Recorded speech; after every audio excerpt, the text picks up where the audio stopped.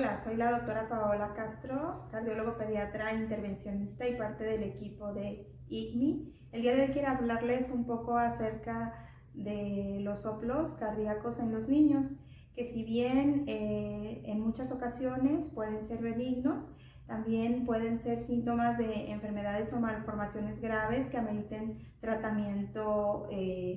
de manera oportuna, y que de no ser así pueden traer complicaciones graves o incluso la muerte de los pacientes, que nadie queremos tener un bebé o un hijo con una complicación grave por no haber detectado un problema a tiempo. Es recomendable que este tipo de problemas, en cuanto sean diagnosticados o sean detectados por algún pediatra o médico de primer contacto, sean referidos de manera inmediata con un cardiólogo pediatra para evitar que el problema pueda avanzarse o subestimarlos, como en los casos en que puedan pensar que lleguen a desaparecer. La mayoría de las veces o en muchas ocasiones hay soplos que pueden ser inocentes, pero si no se detectan a tiempo, los problemas graves pueden ocasionar